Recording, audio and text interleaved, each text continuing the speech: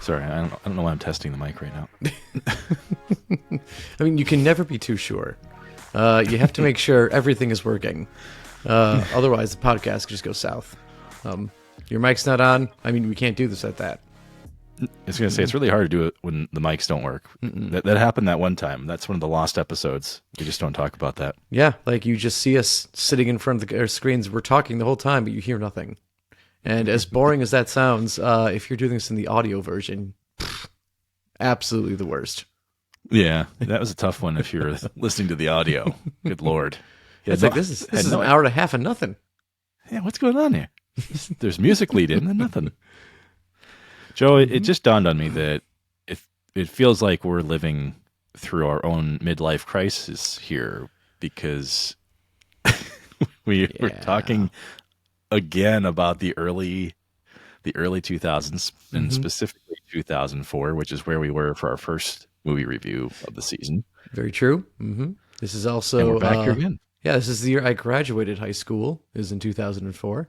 I believe you were the same, if not shortly after. I was a 2005 graduate. Ah, there we go. Yes. So Yeah. just a bit after that. Happy to say neither of us peaked in high school. So our lives were ahead of us then, but now not so much. I think this is where we get. This is where we I was get. going to say, I didn't have a mustache back in 2004, and now that I do, I feel like I could be a Swedish pop star now. Oh yeah. I mean, you're still in your denim days. You can pull that off. So Yeah. you could totally make this move. Got the relaxed fit where I can do the splits a little bit. I can go lower. Absolutely, you can. Yes, the world of 2004 is when Joe and I were younger and probably had better backs and lower body strength. But one thing that was still in its infancy back in the 2004 year was Marvel trying to make movies. Yeah. I mean, infancy is in, like, they've made movies before this. They've actually made quite a few movies before this. But were any of them really all that good? I mean, I can think of 2, 3, maybe 4 that were actually pretty solid before this.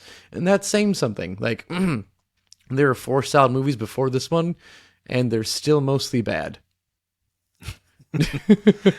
Well, this is, I mean, it's weird now that, you know, after 2008 when the MCU officially kicked off, now we're in this structured and absolutely to the letter, here's the development from one movie to the next.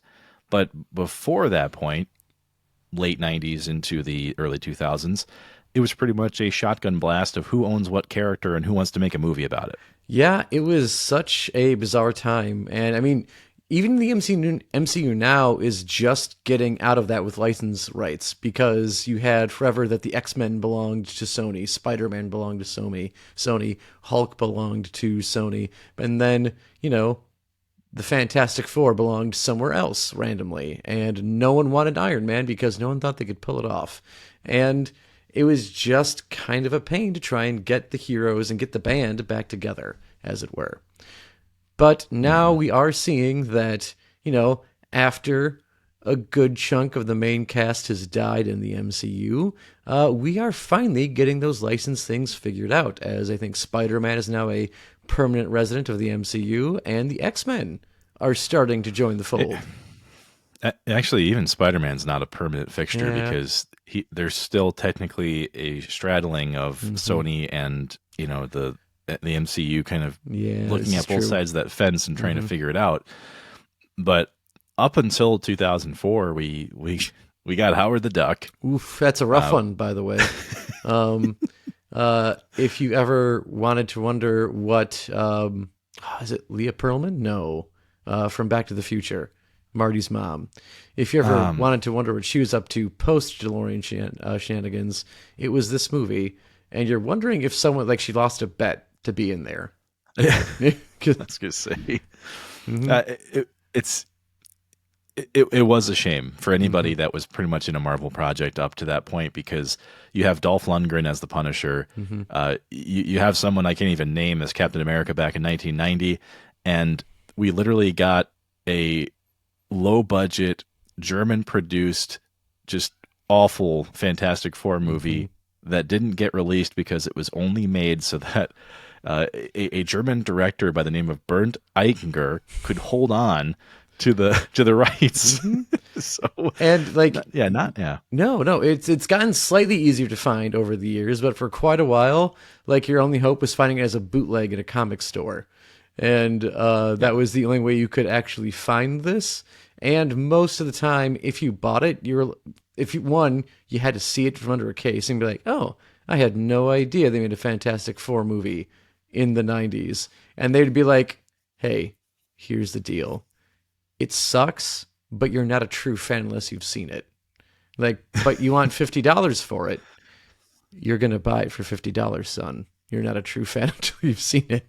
And you get suckered out of your money for a really bad movie. Yeah, not great. Not great. No. The thing is, like, it's like Fantastic Four is just cursed in terms of, movie development. Just stay away from it. Don't do it. Hasn't worked out so far. No. I think the best we got was John Krasinski in Multiverse of Madness. Yeah. And it was just, about 5 minutes of Fantastic Four. And really, that worked. That's fine. We can leave it there.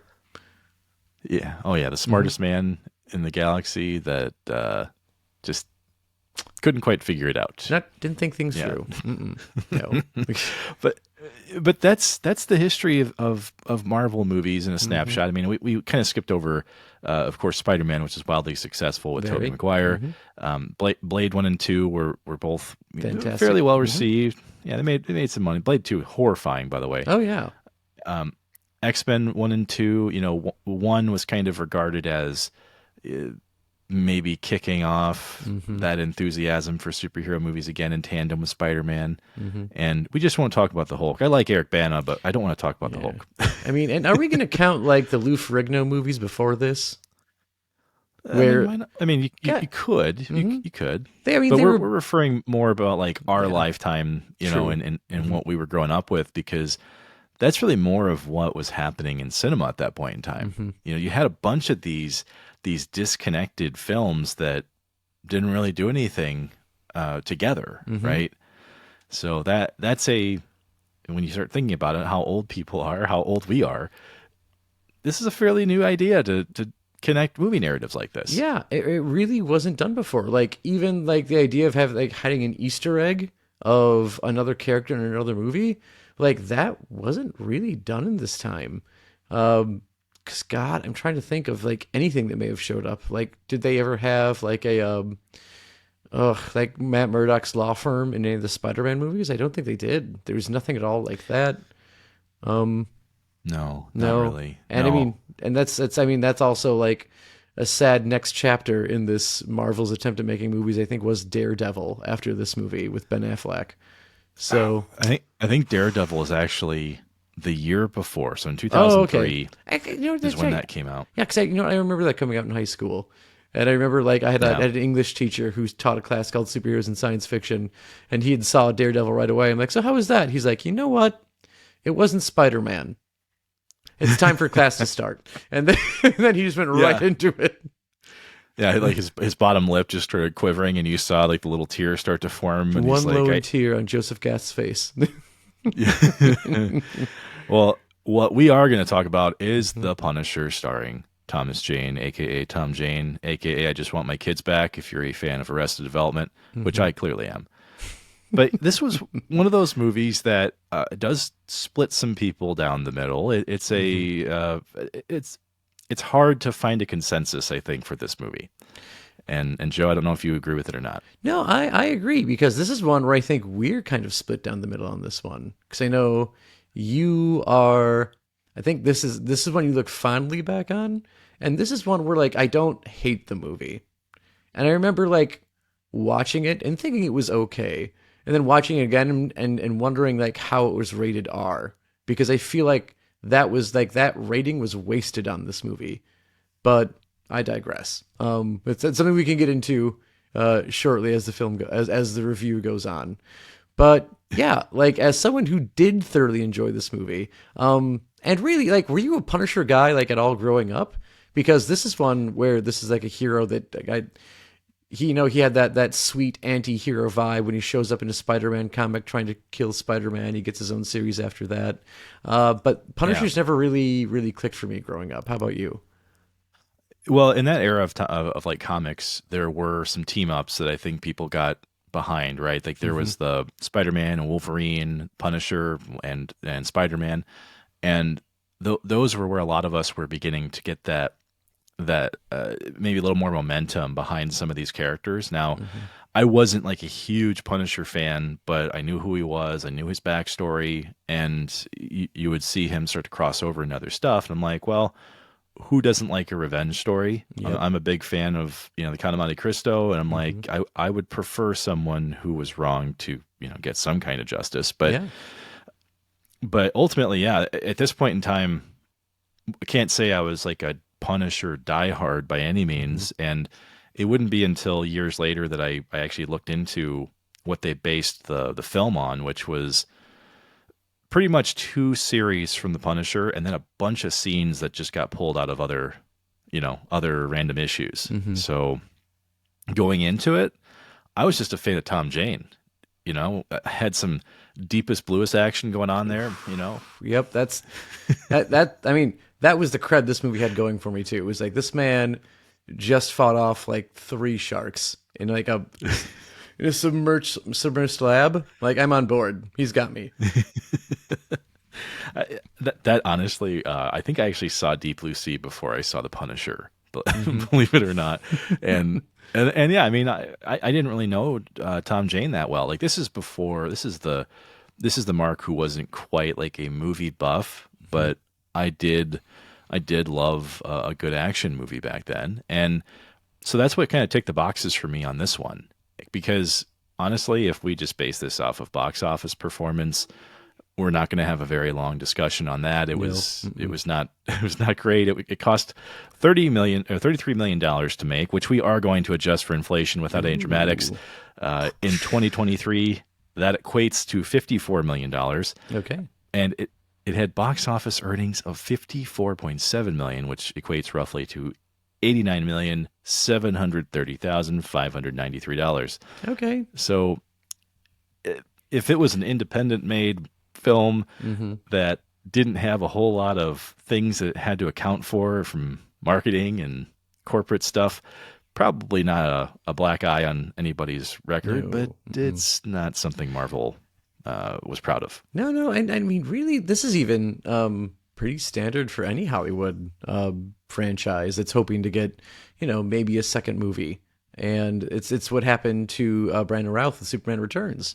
I think Yeah. that, like, critically, it was well received. People liked the movie. It turned a profit, but it just wasn't the profit they were hoping for. So they had to let it go. And that's what happens to this movie outside of a short that gets made years after the fact. Yeah, it's definitely a stumbling off of the Hmm. starter's block, because when you look at the cast of this movie, okay, Hmm. we've already kind of established that Tom Jane I mean, he's a decent actor. I Yeah. think he's Hmm. I think he's pretty good from the roles I've seen him in. We're not going to talk about The Mist because my wife hates that movie just because how depressing it is. But I think he Hmm. did a fine job in that movie. But otherwise, when you round out the cast on this, I mean, you've got John Travolta, you have the absolute early 2000s That Guy by Will Patton, the name of Will Yeah. Patton, And he's got a you know. whole Devil Came Down to Long Beach feel this time Oh, around. yes. Hmm. Yeah, Mr. Adley Jackson. Is that yeah, Adley Yeah, Jackson Eddie himself Jackson. from Gone in 60 Seconds, Yeah. got As I the mean, boss is number two man in this one. yeah. Yeah, I was going to say Hmm. he was everywhere in the early 2000s. Hmm. And another early 2000s guy that I am actually quite fond of is Ben Foster, Oh yeah. Hmm. who if anyone has seen this movie, he's the guy who's got like all these piercings just all Hmm. over his face, which we'll talk about later. Yeah, and if you haven't seen this movie, if you are familiar with 30 Days of Night, he is the vampire lackey that goes Yeah. into town first. Or in 310 to Yuma, he is the man who dislikes Yes. posses, which is probably still one of my favorite movie lines of all time. Yes. So Ben Foster, just fantastic. Also, in Marvel movies because he was Angel before he was in this movie. This is true. Very true. Yeah. Yep. Also in this movie, we had Rebecca Romaine, who at the time was still Rebecca Romaine Stamos. Yes, and you may not have unfortunately, recognized her because she wasn't blue in this movie, as Correct. former X-Men as well. she was not blue or wearing a Starfleet uniform. No. And it was a it was a, I would say, a humble role. You know, playing a diner waitress. And one role that in this movie, one actor that I think many people are probably familiar with is Kevin Nash, who plays the Russian, otherwise known as a non-CGI Hulk in this movie. Yeah, see, I mean, he's a standout character for the size, for the fact that he is rather large and is sporting a Where's Waldo look for the film with his red and white striped T-shirt, which, bold move. Few people can make the horizontal stripes work like that, but he pulled it off. I was going to say, if you put him in like the middle of like rush hour at a New York museum, I probably couldn't find him, even though he's like 9 feet tall. Yeah. So, yep. And backtracking a little bit in the cast, how do you think John Travolta does as the villain in this movie? Because before this, he's been like a villain like once before in Battlefield Earth, and that was rough for everyone involved. Definitely worth talking about, because when people look back at this movie, I think, and you can even look at the reviews for this, there's something about John Travolta in this movie that doesn't quite make sense. And when you get a character like a mob boss or any of these like organized crime people, nowadays it's really common to see them calm and collected when they're doing bad things, but then you have that edge that comes out, and they make it very obvious that they show it to you, right? To kind of intimidate you. And unfortunately, John Travolta as a bad guy in that kind of role, he can't balance that very well at all. It's unfortunately comedic when he tries to be kind of sinister rather than letting the lines carry the weight. And I don't know if you agree with it or not. Oh, completely. There's a certain part where he is referring to what's his name? It's killing me. But anyway, it's there's a scene in the movie where he's kicking furniture around, referring to an old tradition with I think a Bowie knife. Yeah, it was a Bowie knife. The guy from the Alamo, and how he would move the furniture in the room and shove the knife that it's named after him down into the floor, and only one man would walk out, sort of thing. And it's setting up this very intimidating moment. And right before shit's about to go down, John Travolta throws out the sign that the only problem is there's too much damn furniture here. And the way he says it, instead of it coming off as you have too much furniture, and I don't know, like it came off like he was whining and more sad about what was going to happen or what just happened, as opposed to being intimidating. I was going to say, it almost felt like the mobster version of like a 5-year-old being upset about something and kicking the floor. It didn't quite work out, and I think that's one snapshot of where I think this movie really skins its knees, because as we both could probably call with a good amount of certainty, critics did not like this movie, and it was, I mean, it was a 29% score. It still is on Rotten Tomatoes, and the fans were a little bit nicer to this one with a 63% rating, which is pretty common, I think, in a lot of superhero-led movies anyway. But here's what we'll do, very similar to what we did with National Treasure. Let's go on a voyage throughout time here, Joe. We're going to look at some of the things that people said about this movie. Okay. And the one-liner, if we need like a synopsis for the ratings we're about to see, is that it's a good cast that fails to elevate an overly violent and by-the-numbers revenge flick. And so far, I have to say, I can agree with some of that. But if we're going to go throughout time here, let's go to the year 2013. So not quite, not quite right when it released, right? Almost 10 years after. So one of the users said that Tom Jane's portrayal of Frank Castle is quite good, and he's smaller than the other two who have portrayed him, but that's fine. Not a whole lot of detail there. I feel like it's an odd metric to bring into this whole thing. It's like he's shorter than the other two Punishers. Good day. What? What does that have to do with anything? He's small. Mm-hmm. That's all I want to say about that. But otherwise, perfect 5 out of 7. Like, Yeah, exactly. You know, as we get closer to the source, in 2010, someone wrote that it was a bad big screen adaptation of a comic book. A little bit closer to it, 2007, there's something to be said for letting a comic book adaptation operate at the level of a comic book, dispensing cheap laughs and ice-cold sadism. Huh. That one's a little more artistic in interpretation. Yeah. That person definitely wants his critique to be on a pedestal somewhere, I think, is what that guy was going for. Really, I don't think it's too far off, because tonally this movie is incredibly dark, as you can imagine, and it's a stark contrast to other superhero movies of the same era, which some of the issues we've already laid out, I think, can clearly turn off people. But when you do compare it to Spider-Man, which is fairly lighthearted, the moments of darkness are outweighed fairly quickly by everything else going on. This movie doesn't allow for that. No, I don't know, because that's the thing. Like, even going back to the first review where it says that it's overly violent, I feel like that's actually a missed opportunity for this movie. Because when you think like a revenge movie and you now bring the Punisher into it, even when someone who's not a fan of the Punisher, like myself, I feel like this was a pretty light Frank Castle of what could have happened.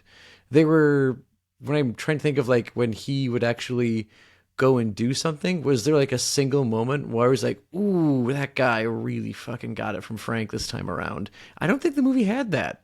Even like there's a scene, of course, where they do like a whole one-man army thing. That felt very like standard, like modern version of Commando kind of going on with it. Even the way he kind of like really sets up his revenge, I feel like it's a very indirect way of doing things. And that's where I feel like, even as, again, someone who doesn't appreciate or even like the Punisher, I think him doing that indirect method of his overall revenge, I think that is what hurts the character the most in this movie. And if they hadn't gone that way, I think we may have had something a little more palpable here. And it's funny you use that language, because in 2004, one of the reviews for this movie said, a comic book action movie with an unpleasant edge. Literally using the exact words that you just did. and so here's why I do agree with some of these comments, because for a Marvel movie, we're used to these origin stories where character has challenges have to be met, and then the day is ultimately saved, right? The Punisher's movie does not begin that way, not in the painting by numbers version of it. It actually felt like a story ripped right from the lines of Lethal Weapon, where I was one day from retirement. Getting too old for this shit. Oh, Frank. Yep. Yeah. I mean, that's literally how this starts off. He's near the end of his career as an undercover cop doing sting operations. And immediately, even back then, the first time I saw it, I think it was like 2005 when I first saw it, I felt Lethal Weapon. Yep. The whole time. I don't know about you. It was, I mean, it's one of those tropes where a movie does it and it worked very well, and everyone just kind of tries to cash in on that whole idea of like, oh, this cop is so close to being done and something really bad happens. We feel so bad for him because we all want to retire and not work someday, and he just had that robbed from him in the worst possible way. But again, I think part of the problem with that is that Tom Jane doesn't look like Danny Glover old in Lethal Weapon, where he's got gray in the mustache, the hairline has retreated well past a certain line, and the mobility appears to have gone down. Like, Tom Jane doesn't have any of that. Like, why is this man retiring even? Like, he looks pretty young. He looks like he should be enjoying himself at his job still. I mean, if you told me that he was one of those like salvage divers that risks life and limb to earn a lot of money in a short period of time to then retire Hmm. early, okay, I get that. Yeah. But yeah, he does Hmm. not fit the bill for someone who is looking at retirement. No. And I don't Hmm. really think that's necessarily Tom Jane's fault. No. It's No. definitely the fault of how they posture this in the beginning. Yeah. And and this doesn't really ruin it for anybody if you haven't seen it. This happens within the first 5 minutes, but a sting operation, of course, goes south as they always tend to in these cop movies. And a son of this mob boss, played by John Travolta, ends up, dying in the exchange. So, of course, who do they pin it on? Frank Castle, Frank Castle. All his because fault. Hmm. yeah, because nobody else involved in the entire police operation is going to be at fault for this. No, I mean, it's not like someone else would have done any sort of shooting involved in this. Yeah, all Frank Castle's fault. We'll take it on him because yeah, that's even the thing. Does anyone else get killed for this?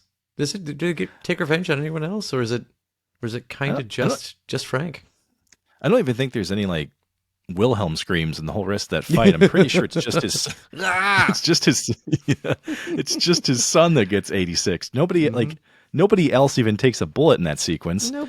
And for some reason, like yeah, Frank Castle has to go. And Hmm. one of the things I cracked up about this is that they take a moment for him to one of the very few times in this entire movie where John Hmm. Travolta treats his wife with equal footing, and he's just like, what do you want us to do? And she's just like, wipe them out, all of them. So of course the Castle family, Hmm. they got bullets with their names on them, and I will say this is one of those things that I knew was coming. Obviously, I was familiar with the Punisher, like I Hmm. said, but to see that play out on film, holy shit, is that rough? Yeah. You know? Hmm. Yep, that is something the movie does do well, which is kind of fun that this is a revenge movie with a secret hidden other revenge movie like within it. It's a double revenge movie, Mark. In that we get revenge for the death of the son and then revenge for the death of the family that happens afterwards.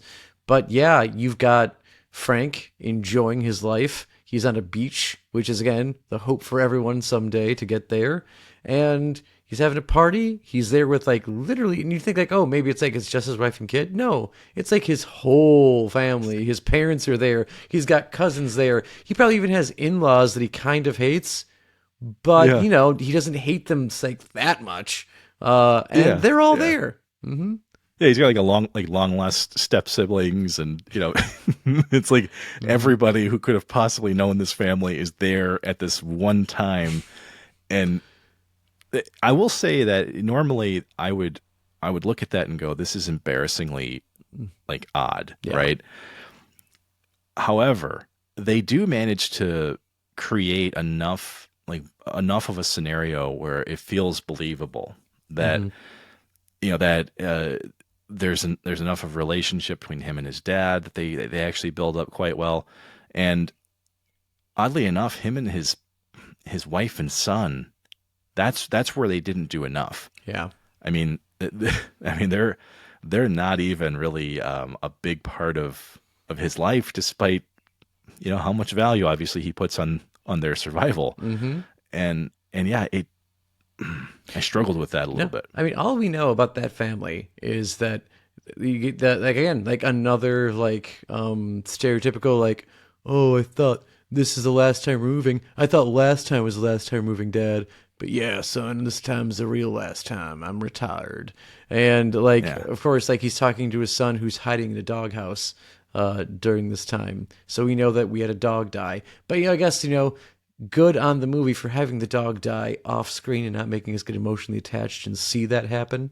Uh, but that's the character development we have for the rest of the family. That's the only attachment we have is the kid is a little weird, not over the dog's death, and wife is like, oh hooray, we're finally done this time. And that's it. yeah. That's all we got. The only reason why I point that out is because his relationship with his dad is played by Roy Scheider Hmm. from the Jaws movies. They do a good job of forming that bond, and Yeah. and having their interactions, actually be meaningful in the 2 minutes they get to do it. And it was enough for me to remember that, and enough for me to come back to that every time I watch it. It's like, Mm-hmm. I really felt bad for him, obviously losing his family, but it's like, I felt bad for you losing the guy who says we're going to need a bigger boat. Yep. And it just, I don't know. I thought they did a really good job there. Mm-hmm. Yeah, But I mean, again, it's not. I feel like I'm coming down this movie pretty hard, but it's not. It's not all bad. They do some things well, and I think part of that we can really see how well it's done is there is a part that really establishes Frank's character very well when he and his dad are bonding over a set of guns that are behind display that his father had given him for his retirement, and you can Yeah. see how well both actors do at when they look at the firearms, and there's a lot of like admiration for the craftsmanship of them, and Yeah. that these are something that meant a lot to his father and he's giving them to him now, and you do get kind of like a microcosm of a larger life in this moment, and that's Yeah, where yeah. like the family part does work very well. Yeah. Well, and the other thing too, I mean, it's the Frank Castle senior and junior bonding moment, right? I mean, it works really well. Now, the problem with this though, and you probably are picking up on a little bit of a theme here. As soon as they do a good job with that, then after the whole family essentially becomes a paste after the explosions and all the bullets, he's blown off of this pier, and he's recovered by a local fisherman who apparently fishermen are like, the Boston trained doctors over here, just picking up people out of the ocean and mending them, back, because he took several bullets. Yeah. The dude, he had some soft tissue damage from the explosion, blowing him 100 feet Which- away. I do have to interrupt and say he was comically blown off that pier. like the sight of Tom Jane just sort of like, Yeah, yeah, yes, yes. He puts his arms up almost like platoon style, and then he's just shot back off the pier. yeah. I mean, there's more enthusiasm from at, like someone at a rave waving their hands around in the air like they just don't care than we get in this scene where a man is blown off of a pier. It was just like, again, I feel like for every like good thing that the movie does, you do get a small misstep like that just kind of pulls you out of it. Yeah, yeah, but the movie does move pretty quick though, and that's why I think for me it's a little bit easier to sit down and enjoy versus a 2 hour 40-minute epic that you have now. And for me, I can handle that kind of movie. That's why I own all three Expendables films, because obviously plot and continuity doesn't matter a whole lot to me for that kind of movie. But it does move quickly from here, because they don't spend a whole lot of time with him trying to grieve, right? It's really, I don't know if it had to be a deliberate choice, of course, but he's not grieving a whole lot. He is consumed by revenge, as I would imagine most people would be in that scenario. So the pacing of the movie from that point doesn't really give you a whole lot of time to get bored. No. There are some, there are some slow, rolling, smooth jazz kind of moments where he gets introduced to this apartment of people and their little balance and all that. But he really doesn't keep his privacy known No. after he comes back. No, this is, I mean, it's definitely a pre-MCU version of, yeah, I'm Iron Man, that we get in this movie. And he does it in a fashion that I think Mark would appreciate, because when he comes back, and of course his family's just been killed, and he wants arrests made for the people that he knows killed his family, and I believe it's like a police commissioner looks Frank dead in the eye and says, "Hey man, I know you're upset, but we got to use our heads over this, like this sort of scenario," something like that. And Frank just kind of looks back and he's like, "Huh, upset. I'm upset when my car doesn't start, or I'm upset when the Yankees win the World Series." So you can imagine if I'm upset over those things, I'm probably something else right now. Yeah.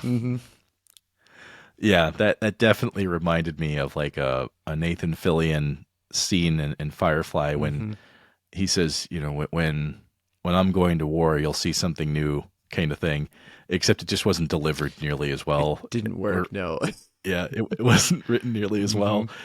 Mm-hmm. And that's the only thing I don't quite get about the Punisher, because even in other depictions of him, the Punisher is known for leaving either very few people to hear the story, or pretty much obliterates everything and just leaves him looking like ground hamburger. Yep. So the idea of kind of showing his face and putting it out there for everyone didn't really feel like anything that made sense to me for the character. Hey, one of the things that they did take from the comics that worked really well for this, and not a comic that I've read, but it was one that I think like this particular thing was either taken from a cover of a issue of Punisher, or something that made it into my mind, but actually stuck out enough, is that when he comes back, he of course like rips his headstone off and then shoves that in the golf course where he knows John Travolta is going to be, and he's ripped the date of his death off of it. And I feel like that's the most announcing Frank Castle would ever give someone. And then he would just kind of go to town from there. Yeah. And I think that's why, once again, we kind of have this dissonance, right? You get what makes sense for a moment, because that's the mind games that I would think the Punisher would play on people. Is, holy shit, I thought he was dead, and here's his gravestone as I'm trying to, play the green. And to me, those are the moments where I'm like, fuck yeah, this is great. I can enjoy that because it's the mind games. It's the reverse revenge aspect. I'm going to revenge you harder than you revenged me. And so that made sense. Now, what doesn't quite make sense to me is that when John Travolta sends all these bad guys after him to literally turn his family into small pieces of themselves, why would you only send 6 guys later to take him out? I mean, that's the part where I'm like, okay, you already know this guy can survive getting blown 200 yards off of a pier, and you're going to send a bunch of guys with like small caliber weapons to get the job done? I mean, this is the same conundrum that Scott Evil found himself in when his father wanted to place Austin Powers into an easily escapable scenario with just one inept guard to stand in his way. It just made no sense, Mark. Yeah. So and once again, it's like 2 steps back, 1 step forward, because then when you kind of throw this like hitman thing into it, when you get introduced to Harry Heck, who sings him the song before he tries to kill him. Weird flex, but you know what? Great song. Great song. I love Mark Colley, by the way. I actually knew who Mark Colley was before this movie. Like I've listened to his music, so to see like a country music star play this assassin with the guitar, it was like, dude, that's actually kind of badass. I'm a big fan of it. But what I wasn't a big fan of is that it basically turns into a car chase. Yes. I'm like, Desperado that shit. Have something in that guitar, Yeah. something. But it didn't become that. And so, God, it's just, I don't know. I struggle a little bit. Yep. I just did. Yeah, it's the whole thing. Like, again, like it feels like this is a trope where trying to think, like thinking even something like Dredd, where you've got Dredd moving up the tower, and as it goes on, and Mama progressively is willing to spend more money and goes from thugs to getting other judges to come in who are dirty, and she escalates things like that. These, at least like when it came to Mark Colley's character, it felt like minimum escalation. Like John Travolta was trying to save money by putting this guy out there, as opposed to like, you know what, maybe we should kill him fast. Which even kind of brings up like a whole other like issue I have with this movie, is if you compare it to something like Man on Fire, and you've got Denzel trying to get this little girl back and get revenge for her being stolen. He literally has no idea where she is. He has an idea of who took her, but this person's kind of like, rarely seen, kind of impossible to get to, and he needs to overcome things to find her. I feel like the Punisher could have, at any point in time in this movie, actually just shot and killed John Travolta and chose not to, which also just kind of felt very un-Frank Castle of the thing. And say, no, that's very much my dad over, why don't you just shoot him? Well, Dad, we're 5 minutes into the movie. There's not a movie if he does that right away. But this is where it seemed too easy where that would actually something that, Castle would have done. Yeah. Yeah. And this is one of those moments, though, where I will completely ignore the criticisms that I just made. Because, it is comical that you would send all these different guys. It's like, hey, I know we paid these guys kind of on a budget. Can we pay the next guys in Cole's cash or something? Mm-hmm. But as we mentioned, Kevin Nash, when he gets brought in, I mean, shit gets real. Yep. I mean, he's so strong. He can punch a gun and bend the barrel of it. I mean, that whole sequence was really badass to watch play out as he's throwing him through walls and just beating the shit out of him. And of course, there's the story that people learned years after the movie came out that Tom Jane actually, for real, stabbed Kevin Nash. He legit stabbed him with a real knife during filming of this movie. Which this just goes to show, like, you've got this, you've got The Crow, you've got Rust. How many times in Hollywood is it going to take for someone to be like, okay, here's the deal. No real shit on stage. No real shit on the lot. No real anything. It all has to be fake. Yeah. Like, we can't have real knives here because Kevin Nash is going to get stabbed again. Someone else is going to get shot and hurt. Like, don't let the real thing anywhere near the movie. I mean, when you look at that scene, though, like that scene is one of those things that I think a lot of people do remember from this movie because for all the faults of some of the narrative choices and the stuff that goes on, this scene is pretty badass just to sit back and observe.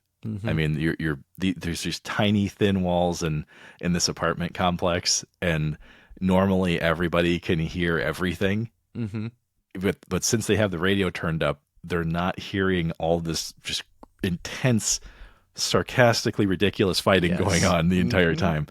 And so for me in a movie that does kind of go up and down, these peaks and valleys of believability, that part I did suspend all of it, and I just enjoyed the whole thing because that part's fantastic. Yeah, agreed. This is one of those times where you can forgive a movie about doing things that don't seem to make sense or don't seem plausible, which plausibility you should usually let go in a movie anyway, go in there and have fun. But this is one where I remember first seeing this movie and I wasn't enjoying myself, and then this scene happened. It's like, you know what? That was a good time. It was a fun, silly scene on one half, and then a very serious part on the other that still would find, like I said, someone punching a gun and bending it, and the look on Tom Jane's face, just like, fucking hell, this guy. Everything worked. And then shortly after, you also get a really great scene with those neighbors that Castle has while he's back in Florida.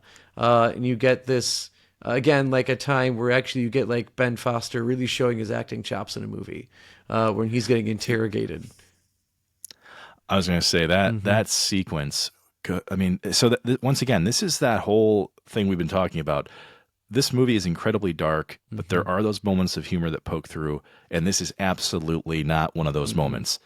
Like 12 piercings enter the ring, and not all of them leave, and that is that's the part that's really hard to get through. That's the thing. I think all the piercings leave. That's the problem. None of them made it through the ring. They all left. That's true. That's right. That's right. It's true. Yes, 12 piercings enter, all of them leave. Oof. And it's one of the most sadistic and hard to watch scenes in any movie, let alone a superhero film.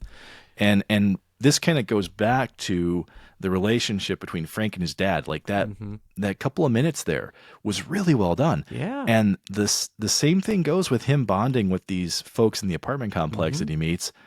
You do a tremendous amount of development with them and him in a very short period of time. And this sequence is honestly, hat tip. I would hat tip for the video Mm-hmm. folks, but I don't want them to see how bad my hairline looks. Yeah, because yeah, like we said, like Ben Foster does great, but so does Will Patton in this scene. Like this is one where this is where like you finally have a villain that you're kind of afraid of in this movie. The way Yeah. he does pull off that vicious yet cool, calm and collected bit where, like we did say, like the piercings none of them make it. All of them make their way out of the scene, but when he pulls that first one, and he's almost initially playful with a pair of pliers, and then he Yeah. like is doing it slow, so slow, and then very quickly like a band-aid, and of course like the immense pain that Foster's character is going through, and instead of doing something that like most people might go to, like maybe he's laughing, maybe he's going to be maniacal about what he's doing, he pulls Ben Foster and says, "It's okay. It's okay." It's like that. Yeah. That is chilling. That was really good. That was a fantastic Yeah. movie. Whether that was directed or a patent choice of the next move, whoever came up with that was. We needed more of that in this movie. It's so ingenuine because he's like holding him and caressing him as if he gives a shit, Yeah. and you can never really believe he does because he's enjoying the torment so much. And so once again, this is what this movie does. Like it feels like at one point they misstep, and then you get hit with something and you're like, oh my God, this is actually really good filmmaking here. Yeah. And it's just never consistent. You know, that's the problem. And once again, tonally, going back to this, because we don't want to give away endings. We don't do that typically. But the ending of this movie does kind of retire all of this buildup and this like hyper violent kind of tone. And then it cashes it out for 80s like cheesy action. Yeah. Right? Like it did feel like 80s and early 90s cheesy action at the end. And it's hard to really know who balanced that and why they did it that way. Exactly. And like I think the flaming skull is definitely what kind of pushes things over the edge in the end. Which again, like it gives nothing away, but when you see it, you'd be like, oh yeah, they could have done better than that. Again, another move that doesn't feel like Frank Castle. Another move that doesn't really fit the better tones that the movie itself sets, and it kind of like sinks back into what was easy or comfortable for a filmmaker. And again, like it feels like this is just a movie that's torn between like two places. Like, do we give people what a traditional action movie would want, or do we give them something that is true to character? And I think they tried doing both and ended up doing neither very well. Yeah, exactly. And that's why I think it's a movie that does have flashes of brilliance. There are things that are going to poke through and probably stick with you on this movie. But yeah, when you talk about like the flaming skull that happens near the end of the movie, for me, that was almost like Dark Knight Rises when he has the time to make this big bat signal and with gasoline on the bridge. And you're just like going, Frank Castle, you're trying to get revenge, but you have enough time to be meticulous about the fire, like like the outline of the gas from the fire.